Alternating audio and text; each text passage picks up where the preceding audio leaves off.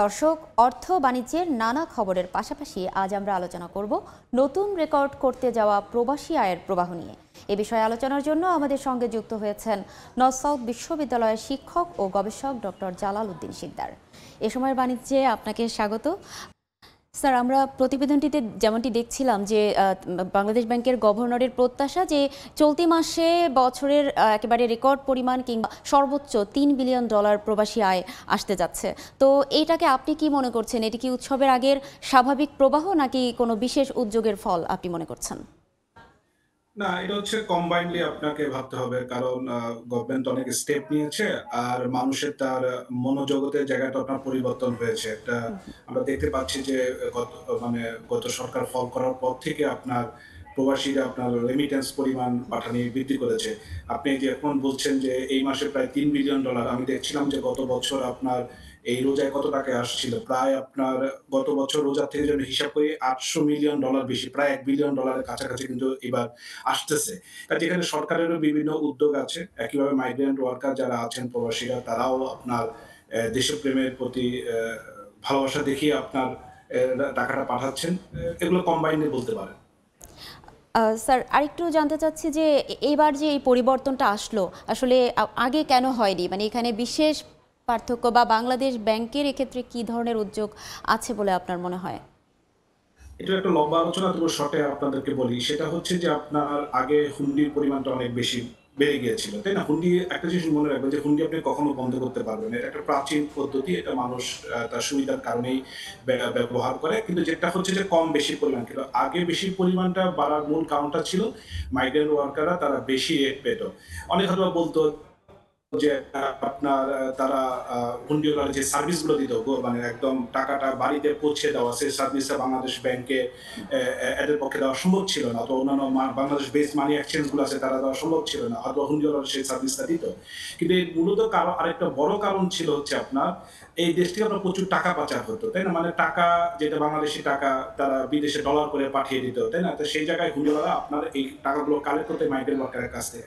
এখন যেহেতু আপনার টাকা পাচারটা বন্ধ হয়ে গিয়েছে, এবং একইভাবে আপনি জানেন যে গার্মেন্টসের যে এক্সপোর্ট গুলো হয়, এক্সপোর্টের যে ব্যাক টু ব্যাক এলসির যে টাকাটা যে আপনার আসলো, সেটাও কিন্তু আপনার পাচার হয়ে যেত আপনার ওইখান থেকে। মানে সব, মানে রাজনীতিবিদরাও যারা টাকা পাচার করতো, ব্যবসায়ীদের ভিতরে একটা অংশ ছিল এই এলসির থ্রুতে তারা টাকা পাচার করতো। এই কারণে যে একটা ডিমান্ড ছিল ফরেন কারেন্সির, এইটার কারণে আপনার মাইগ্রেন্ট ওয়ার্কাররা, যেহেতু তারা দেখতো যে আপনার বেশি পরিমাণ টাকাটা পাওয়া যায়, তাহলে তারা ওই হুন্ডির মাধ্যমে কিন্তু পাঠাতো। কাজে এই জায়গায় সরকারের একটা বড় সাফল্যতা হচ্ছে যে আপনার এই টাকা পাচারের জায়গাটা বন্ধ করে দিয়েছে তারা।